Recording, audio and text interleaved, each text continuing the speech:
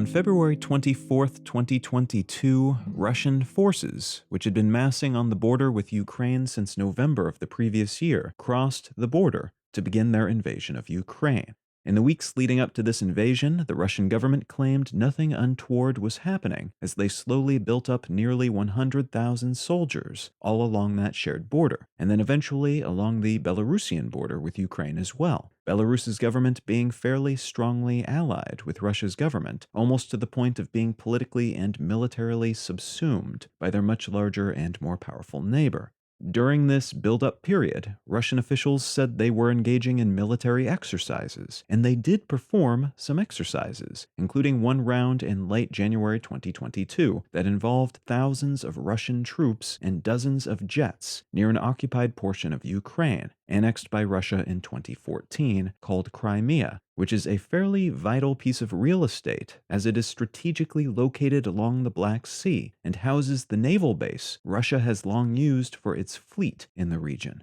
Russia and Belarus stepped up these exercises in mid-February, and fighting, which had been ongoing for years between the Ukrainian government and Russia-supported separatist groups in the eastern Ukrainian Donbas region, escalated to an intensity the region had not seen for years. On February 21st, Russian President Vladimir Putin announced that he was recognizing the independence of two regions in that eastern portion of Ukraine, which triggered an earlier threatened round of economic sanctions from NATO countries. This was similar to what happened in the build-up to Russia taking Crimea in 2014. And then a few days later, on the 24th, Russia attacked, Putin calling the invasion a quote-unquote special military operation, saying that Russia had no intention of occupying any part of Ukraine and that they were merely supporting those would-be breakaway provinces and their right to self-determination. This claimed goal would change a few times over the next several months, and seemingly accidentally published victory editorials in Russia-controlled publications suggested that Russia's intention in those early days was to hit Ukraine's capital city, Kyiv, hard and fast, launching a decapitation attack that would take out the government and replace it with people loyal to Putin, effectively capturing the country for Russia, making it a bit like Belarus, but perhaps even more closely tied to the Russian government.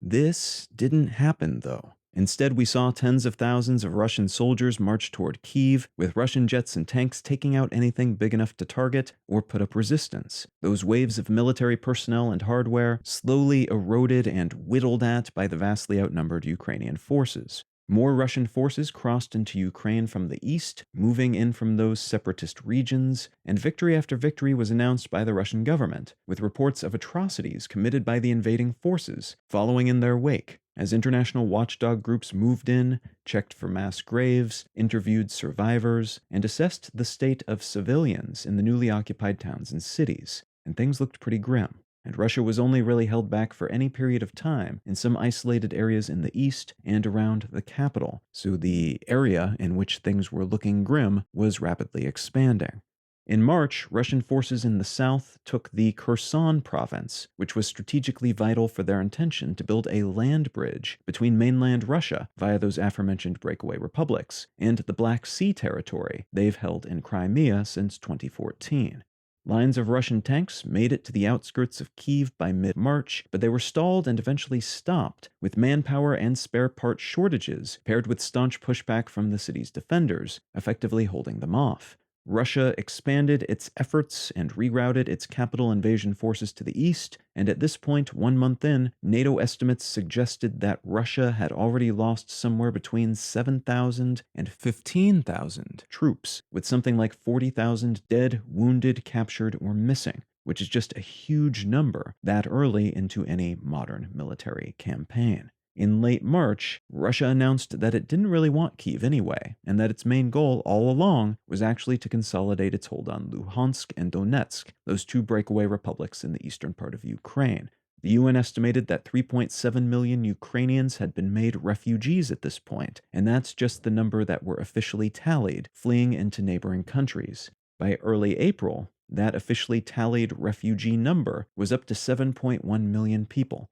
Residents of Bucha, a town northwest of Kyiv that was held by Russian forces until they left to refocus on the eastern part of the country, reported that they were tortured and threatened while the Russians occupied the city. US President Joe Biden called for Putin to be tried as a war criminal over these torture reports. Economic sanctions had been incoming from the international community, especially NATO and NATO-aligned nations, since the beginning of the invasion, but they really kicked into high gear in April as the EU began to ban imports of Russian raw materials like coal and lumber and fertilizer, alongside a ban on exports to Russia of things like jet fuel and various technologies fundamental to their manufacturing capabilities. On April 14th, Ukrainian forces sunk a Russian flagship warship called the Moskva, which was situated in the Black Sea, winning a small psychological victory. But 2 days later, Russia's defense ministry announced that they controlled the port of Mariupol, which was fundamental to Ukraine being able to export goods like grain and food oil, though Ukrainian forces continued to fight there in small pockets through the end of the month. By early May, the EU was unveiling its sixth round of economic sanctions, which included a very monetarily significant ban on the import of Russian oil, effective by the end of the year, and Ukrainian forces limited the amount of Russian gas passing through its territory into the EU. Finland and then Sweden announced they would be seeking NATO membership after decades of neutrality, and Ukrainian leaders announced counteroffensives aimed at retaking territory recently captured by Russian forces. The European Commission announced that they would wean themselves off all Russian fossil fuels in 5 years, at a cost of something like $220 billion. The US government approved a $40 billion aid package for Ukraine, about half of which was intended for military aid and supplies, and at the tail end of May, President Biden announced the delivery of more advanced GMLRS and HIMARS, guided multiple launch rocket systems and high-mobility artillery rocket systems, respectively, to Ukraine, after a decently long period of hesitation over concerns that providing such long-range weaponry might incentivize Ukrainian forces to attack into Russian territory, which could expand the scope of the conflict and maybe even trigger a world war. The EU then banned Russian oil and petroleum products immediately, rather than waiting for the end of the year, and heading into June, the UK announced that they would be sending long-range rocket systems to Ukraine as well. Mid-June, Russia substantially cut their natural gas exports to the EU, down to 40% of its usual capacity, and the EU invited both Ukraine and Moldova, the latter of which feared attack from Russia if Russian forces made it through to the western portion of Ukraine, which borders Moldova, to become candidate countries on the path toward eventual membership in the bloc. Later in June, NATO formally invited Finland and Sweden to become members after Turkey withdrew a veto threat. Russia re-increased the scope of its declared military goals to include territory beyond the separatist regions in the east, and in July, Russia and Ukraine agreed to a United Nations brokered and organized deal to allow the export of Ukrainian grain, which was desperately needed in some poorer countries around the world, many of which were facing famine conditions, even as fighting continued around the areas conducting the hauling and loading and shipping of said grain via the Black Sea.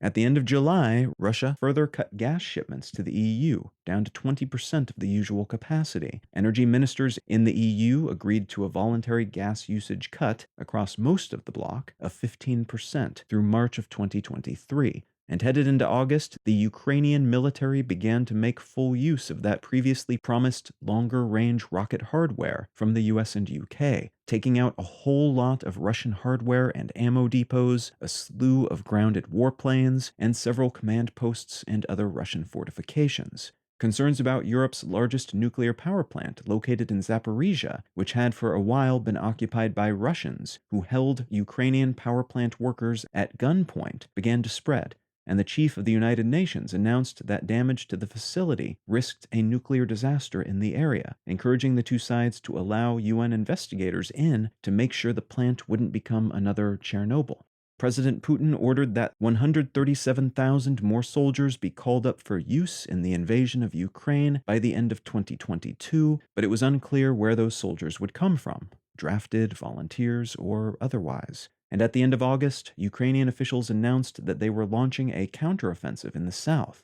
The first half of September was defined by a seeming headfake by the Ukrainian military. Their counteroffensive in the south pulled a great many Russian forces away from northern portions of the country, leaving Russian defensive lines thereabouts pretty thin. Those lines were broken by a huge push from Ukraine, which then rolled through previously lost territories, recapturing dozens of towns and cities in mere days, and cutting off those now further south Russian forces from their main supply lines and reinforcements, while also reclaiming fairly vital choke points in Kharkiv. Russian leadership claimed their forces then made a strategic retreat, though even some of their allies, like the leader of Chechnya, wondered publicly what was going on and whether the people orchestrating this war from Russia knew what they were doing. Several dozen Russian municipal deputies signed a petition calling on Putin to resign, and a slew of Russian celebrities and thinkers called for an end to the war and/or a change to Russian leadership.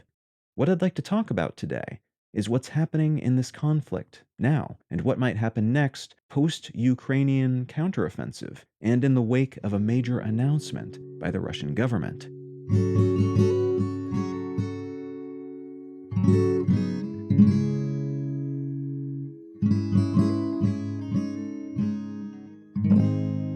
You are listening to Let's Know Things. I'm Colin Wright. It has been a tricky year for all news entities, so if you're in the position to do so, and if you're finding value in this or any news publication, please consider becoming a supporter. In the case of Let's Know Things, the simplest way to do that is to become a patron at patreon.com/letsknowthings. You can also become a member at understandery.com and support this and all of my projects. Supporters who contribute monetarily via either method gain access to an ad-free version of this show and an additional episode of the show each month. A huge thanks to everybody who's already helping to support this podcast, and thank you in advance if you're considering doing so in the future. All right, let's get back to the show.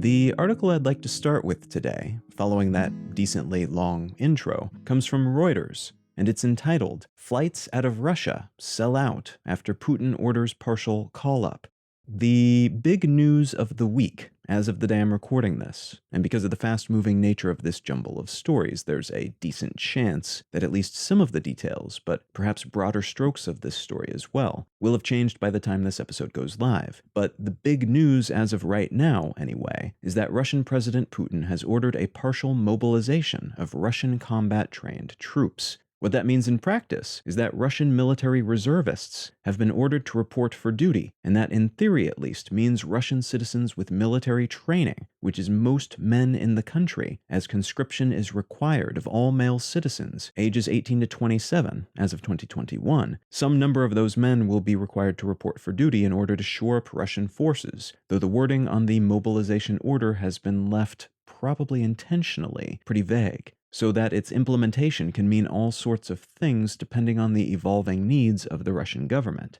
One Russian spokesperson has suggested this will mean around 300,000 Russians will be called to serve from a total pool of something like 25 million potentials, but there are reports that the order itself says about 1 million will actually be summoned and put into service. And there are other reports that currently the majority of people being summoned to present themselves for duty are from rural areas outside of the major, wealthier, and more politically influential cities, and from minority groups, which has raised additional hackles, but also concerns that this might be an effort to deplete some of the populations of those groups while also shoring up their forces. Many of those reports are currently unconfirmed. Now, we will probably know more about the specifics of all of this eventually, but right now those in charge have been playing it somewhat coy, in part probably at least because of the negative public response to this announcement so far. As was alluded to in that headline of that Reuters piece, this announcement was not welcome news for a whole lot of Russians. There have been calls amongst the more hawkish wing of the Russian media class in particular to pivot toward a full mobilization in Ukraine. Since the beginning of this invasion, Putin has called this a special military operation rather than a war or actual invasion. And this type of euphemism can be helpful for governments that don't want to trigger special laws, or in some cases public sentiments, about full-on warfare, often because it allows them to avoid changes to how the economy is set up, or political fallout from committing the entirety of a nation to full-scale war, when doing so wouldn't be popular, and when there's a good chance you can achieve your military goals without having to do so. Up till this point, then, Russia has been conducting, formally at least, a not-war invasion of Ukraine. And now Russia's president has said, okay, we're still not engaged in total war with Ukraine because that would be beneath us. That's the implication, at least. But he is saying that, in essence, the whole of the West, meaning NATO, the United States, etc., is lining up against us and they want to destroy us, and they're forcing us to commit more of ourselves to this conflict. Thus, we are bringing in our reservists to fight because, in his telling of the story at least, the West has forced us into this fight that we didn't want, and now they are lining up on the opposite side with the neo-Nazis, again his words, in Ukraine. And we need more resources, especially boots on the ground, to counter that. And we are capable of countering it, but probably not with what we have in Ukraine right now. The hawks in Russia are not really keen on this because it's still not full-scale war, so it seems a little weak and ineffectual. And the majority of the Russian population, as far as we're able to tell at least, are not keen on this because it means they'll actually have to put skin in the game for an invasion that they weren't super excited about to begin with. Not necessarily super against it, at least not overtly, but most Russians, according to surveys that have been conducted by outside parties at least, have proven mostly agnostic about this invasion. They don't particularly care one way or the other. There are two primary rationales being given by folks in the military analytical space for why Putin is trying to mobilize in this way right now, rather than in a different way or at some previous point in the conflict. First is that in 4 Ukrainian regions that have been captured by Russian forces, 2 that were captured several years ago, and 2 more that were captured recently, Donetsk, Luhansk, Zaporizhia, and Kherson, they're planning to hold what's being called referendums to join the Russian Federation. They're going to vote on whether or not they should join Russia and leave Ukraine, basically. These referendums are generally considered to be fake. Much of the international community has already said they won't honor them as serious votes, and they primarily serve to give Russia political cover for taking another country's territory by force. Such votes allow them to say that they're just adhering to the will of the people, when in reality these votes are predetermined, sometimes by outright falsifying numbers, sometimes by encouraging people to vote in a certain way by threatening them, and sometimes by only allowing certain people to vote. Whatever the specifics, these are broadly considered to be not legitimate votes that are meant to give conquest the veil of legitimacy typically reserved for democratic processes. So there's that. And that series of votes has been delayed by the other main rationale for moving in this direction, that recent wave of successes by the Ukrainian military that I mentioned in the intro, which has allowed the Ukrainians to achieve some substantial military victories, and perhaps even more importantly in some ways, to achieve serious local and international psychological victories. Beginning in September of 2022, the Ukrainian military, bolstered by a whole lot of new and powerful Western-made and donated weaponry, especially high-end artillery pieces that have allowed Ukrainian forces to take out strategically important Russian holdings, made a big push into southern Ukrainian territories held by Russian forces. They made loud and regular announcements about this effort, painting it as a big mobilization that would show the world they can still be trusted to win and are thus worthy of continued investment.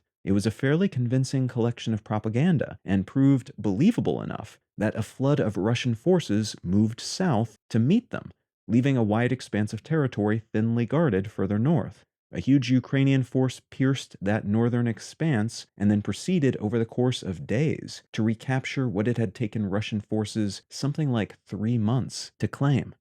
As of the day I'm recording this, the Ukrainian military's push has stalled, but it was snowballing for weeks, and during that period they were able to take back a significant portion of the territory held by Russia, and were able to inflict significant losses on Russian forces and infrastructure as well, including in territory held by Russia since 2014, and on Russian defenses along the Russian-Ukrainian border. Ukrainian forces pushed far enough into Russian-held territory to threaten these previously considered to be too far from the action to have to worry areas.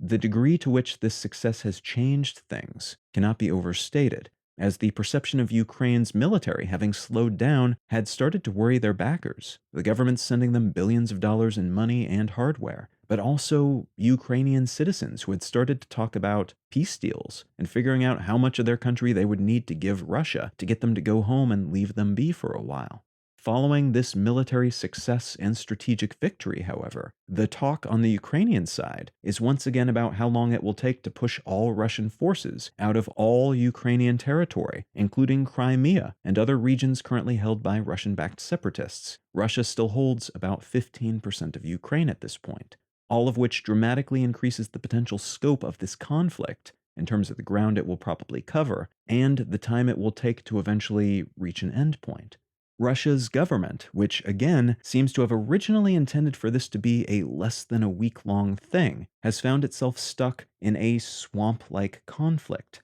almost like Vietnam was for the United States, in that they are the bigger, wealthier, more powerful force by far, but the comparably tiny country they've attacked has been well bulwarked by other governments using it as a proxy. And now they don't have a great way of pulling out without losing significant face, and potentially even their perceived place in the global order. To pull out now, and especially to pull out in a way that would seem acceptable to the Ukrainians and their backers, would imply that the Russian military, which has been thought of as big and powerful, and the weapons they use, which Russians sell to a bunch of other government customers as the world's third largest arms dealer, it would show all these things to be paper tigers. Not a real threat, not a real global force, not a big player.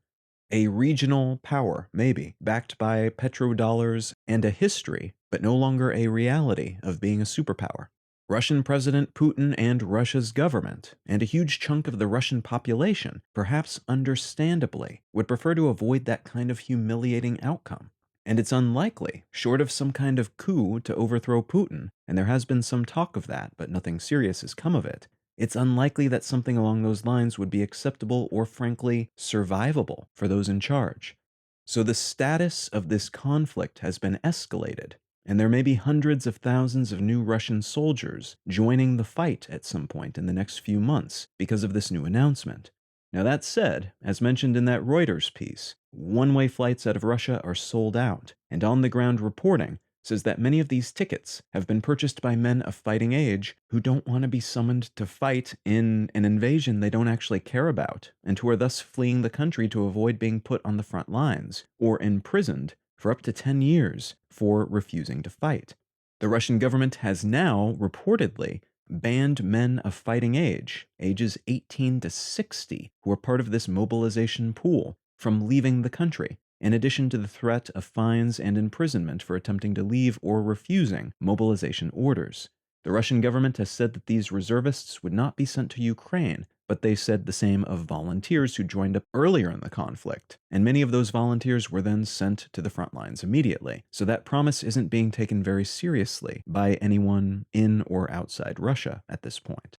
Some analysts have speculated that this effort to pull more soldiers into the conflict might have more to do with political expedience and the need for troop rotation than a real desire to flood the area with more soldiers. Most of the people brought in via this effort will have had little training, and will thus be primarily useful for driving supply trucks and guarding checkpoints. Not frontline work, but work that maybe frees up better trained soldiers from such work so that they can rest in between doing actual fighting, which is not something many Russian troops have been able to do recently, according to most reports. Such a move may also help bring the nationalist wing of Russian ideology to heel, giving them fodder, claims of hundreds of thousands of more troops being sent to fight, even if that number, those figures, are a bit misleading, because most of those soldiers will not actually be fighting.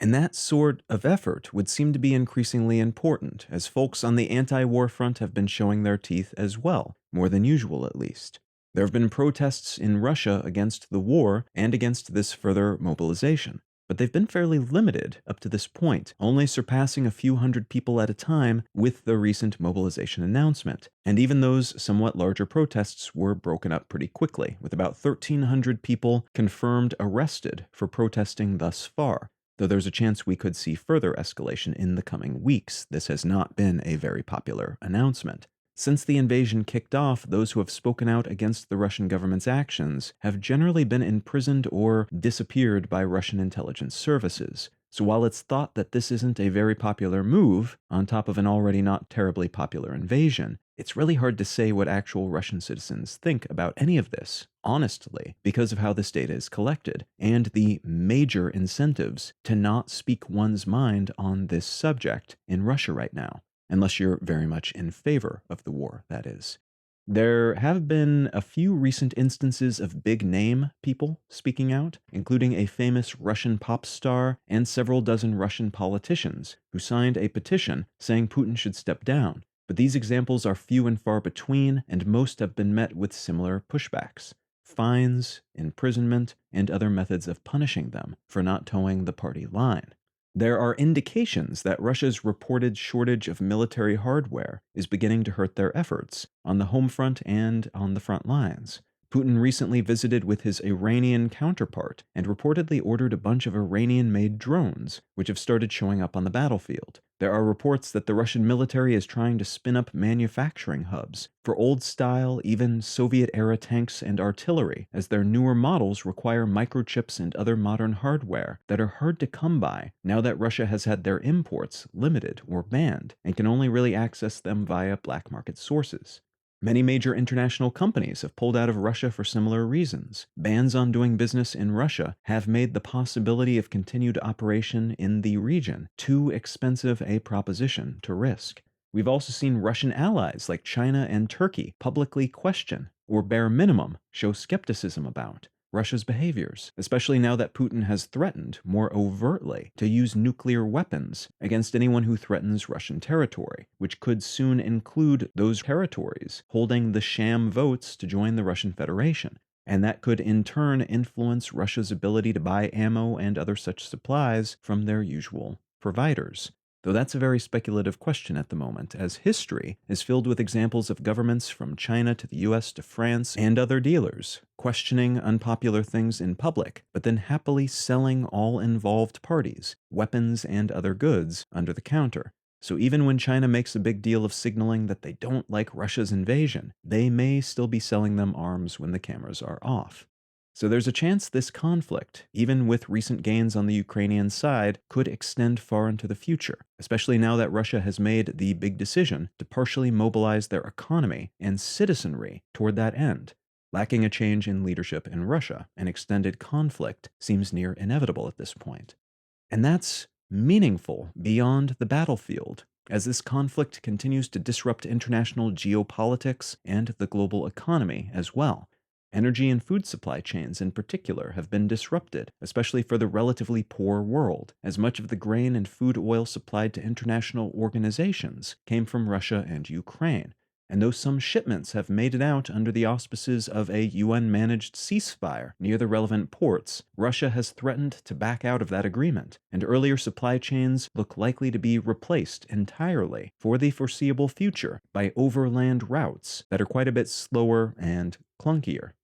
Those energy supply chains are a pretty big deal too, as this conflict and Russia's use of natural gas as a weapon against Europe has forced the EU's hand to transition away from gas and similar fossil fuel-based energy products far sooner than they had originally planned. And that's led to a lot of pain from mainland European nations and the UK, and that pain is likely to persist for at least a few more years before things stabilize and enough new partnerships and infrastructure can be put into place that they're in a good spot both in the short term and in the long haul. This is arguably a good thing for those worrying about climate change-related issues, because it's speeding up that transition in the region, but it will be a very uncomfortable and expensive couple of years for European nations in the meantime, and that supply shortage is rippling outward across the planet, causing all sorts of inflationary effects as well. There's a good chance this invasion has influenced China's perception of things too, as there were many indications they were planning to militarily bring Taiwan back into their governmental fold sometime in the near future. But now that one of their key allies, Russia, has overextended itself militarily and cut itself off from much of the world economically and diplomatically, China may feel less secure in doing so, especially now that the weapon-producing machines of the West have started to spin back up in earnest, putting NATO and similar alliances back on something approximating a war footing, or as close as you can get to such a footing, without actually being at war directly. Now that said, plans could pivot the opposite way as well. All this upending of international standards and expectations invigorating the Chinese government instead of warning it off now that they've seen what the West might do if they invade Taiwan, and now that they've had the opportunity to put some fail-safes into place to account for those punishments and counteroffensives so they don't suffer as badly as Russia has. Most analysis at the moment suggests that the Chinese government is a bit more rational about these sorts of things than the Russian government, and will probably either wait at least a few years before considering such an invasion, or will attempt to achieve the same ends via other non-military or non-direct military conflict means. But much of that issue is likely being sorted out by the Chinese leadership, and their plans in that regard could be in flux right now, especially since they're in the midst of their own governmental reshuffling this year and into next year.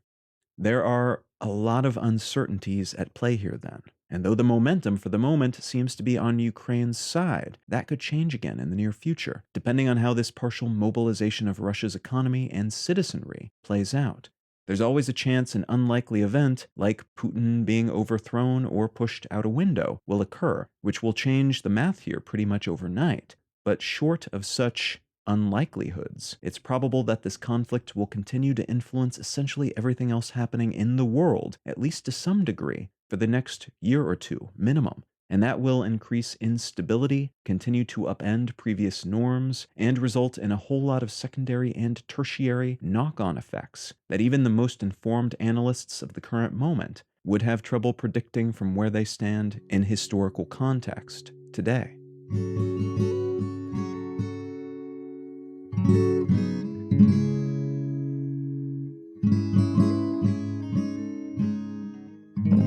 If you're finding some value in what I'm doing here on Let's Know Things, consider becoming a supporter. The simplest way to do that is to become a patron at patreon.com/letsknowthings. You can also support this and all of my work at understandery.com. And folks who support this project via either of those means gain an additional episode of the show each month and access to an ad-free version of the show. A great big thanks to everyone who's already helping to support this show, and thank you in advance if you're considering doing so in the future. The book I'd like to recommend today is called The Shame Machine: Who Profits in the New Age of Humiliation by Cathy O'Neil. I picked up this book in part because of the subject matter, which is something that I'm increasingly interested in, and something that I originally became interested in after reading a book by John Ronson on the same topic called So You've Been Publicly Shamed, but also because this author wrote another book that I really enjoyed called Weapons of Math Destruction,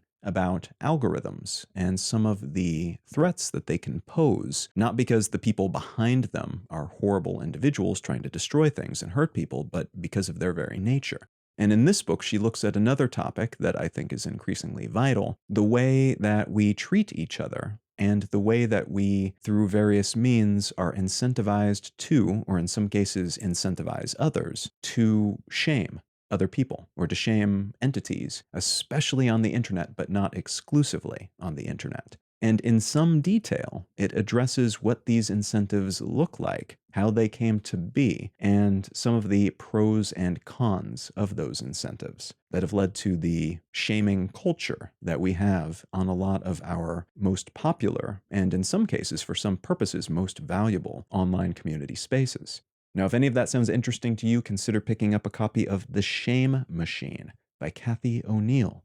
You can find out more about me and my work at Colin.io. You can find the show notes and transcript for this and every episode of the podcast at letsknowthings.com. You can find a portfolio of my other projects, including my other podcasts, at understandery.com. And feel free to reach out and say howdy on social media. I'm Colin Wright on Facebook and at Colin is my name on most of the other ones. Thank you so very much for listening. I'm Colin Wright, and I'll talk to you again next week.